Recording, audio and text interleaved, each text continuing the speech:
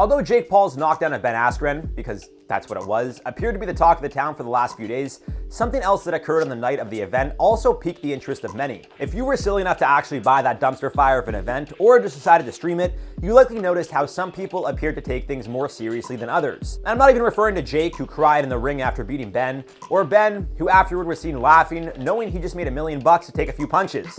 I'm talking about the poor production quality, or one of the MCs, Pete Davidson, who said himself, I quote, "You could tell how professional the event is by having me here." However, it wasn't Davidson's jokes alone that made headlines, but something he said to Paul moments before the fight that was muted while on air. We're going to talk all about it right now on InformOverload. Make sure to smash that like button and let's go! Now, I'm not here to talk about how awful of a fight that was between Jake Paul and Ben Askren. Does that mean I think Jake's a bad boxer? Not necessarily, but personally, I just feel he needs to really prove his worth by getting in there with a true boxing professional. Not to say that Ben isn't a professional, but he's a wrestler.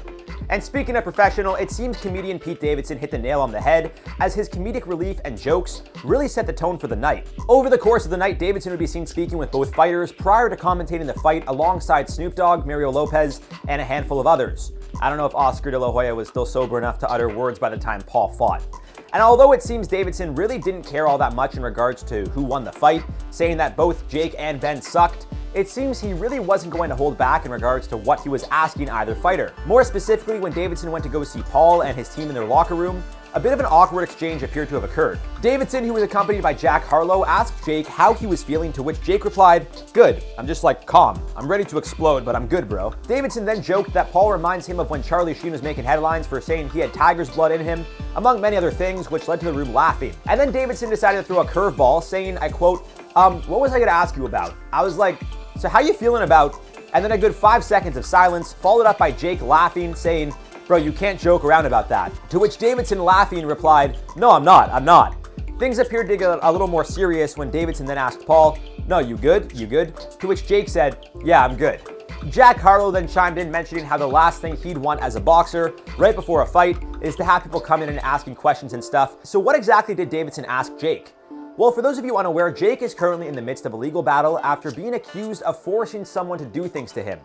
More specifically, TikTok star Justine Paradise dropped a 20-minute YouTube video explaining how in June and July of 2019, she met Paul at the Team 10 house numerous times. As per Justine, she explained how although the two consensually kissed, she told Paul she wasn't comfortable going any further, but he forced her to pleasure him anyway. In her video, Justine says, I quote, "He didn't ask for consent or anything. He knew I didn't want to do anything with him." She went on to mention how she never brought the allegations to light because she signed a non-disclosure agreement, which she didn't want to break. Paul denied the claims, taking to Twitter expressing, I quote, "These accusations aren't something that I or anyone should ever take lightly, but to be crystal clear, this claim made against me is 100% false." Aside from denying that he ever had any sort of relationship with Justine in the first place, Jake also mentioned how the accusations come days before his fight, which he felt Justine was using for publicity. He ended his statement with, I quote, "I will fight this to the end to prove my innocence." In a statement to ESPN, Jake's attorney, Daniel E. Gardenswartz, explained Paul, I quote, "categorically denies the allegation and will pursue legal action against those responsible for the defamation of character." Now, it's possible that Davidson asked Jake about something else having nothing to do with these recent allegations. Although it seems most people on the internet, Twitter, or anyone who watched or saw the clip specifically are certain that is what Davidson joked about, some think it could have been about Jake's recent CTE comments. If you guys didn't hear, Jake made a very stupid comment before backtracking the next day after facing some serious backlash. At the Triller Media Day, just days before the fight, Paul went on the mic to say, I quote, "It's a dangerous sport. That's why when people question my dedication to it, I'm showing up every single day. I'm putting my mental health on the line, my brain on the line. I've gone and gotten brain scans and have early signs of CTE, but I love this sport and I wouldn't trade it for anything else. Whether it's after Saturday night or a year from now, they will see that I'm a fighter." Now, you can't take away from Jake saying he's dedicated, but saying you have early signs of CTE, it's not possible. In fact, CTE, which stands for chronic traumatic encephalopathy, is used to describe, I quote, "brain degeneration likely caused by repeated head trauma." It's commonly found in former football players, boxers, and combat sports professionals who took repeated blows to the head over years. We're talking decades.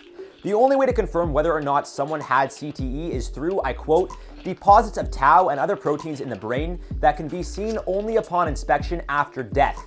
Keyword after death. They can't detect early signs of CTE in anyone living, only suspect that those who have taken repeated blows to the head are potentially at more risk, but again, not guaranteed. The next morning, Paul took to Twitter explaining, I quote, "I want to retract my statements made about CTE as it relates to me and my medical history.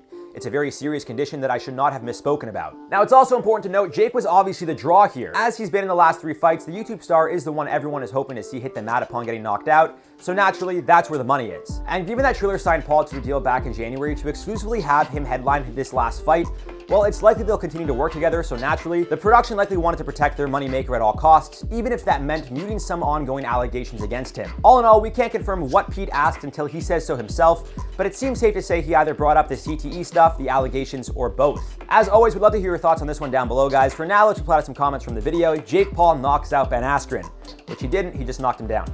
Doof said Jake needs to fight a legitimate boxer next time. I agree, I think he'll lose. Tyron Woodley's a great choice, even though he's a UFC fighter. Still, throw him in there with Jake and kill him. Lenny said, I believe that Ben Askren was paid to make Jake Paul look good and take a dive. Ben and Jake spent the majority of the fight dancing around each other, and Ben occasionally clinched up with Jake. The commentators, on the other hand, spent more time taking the piss out of Ben Askren's physical appearance than they did calling the faux fight. Yes, the comments they made about Ben, like, he's the one in there. What are you guys doing? I know people love Snoop Dogg, they like Mario Lopez. I understand Mario Lopez looks good, but I guarantee you Mario Lopez would lose to a boxing match against Jake. He would lose to Ben Askren in a boxing match. Snoop Dogg too, so like you could talk, but like, what are you guys doing? I mean, I don't know if it was him that was talking shit. I think it was Oscar De La Hoya probably, and he's, you know, in itself, he's got his own stuff to deal with.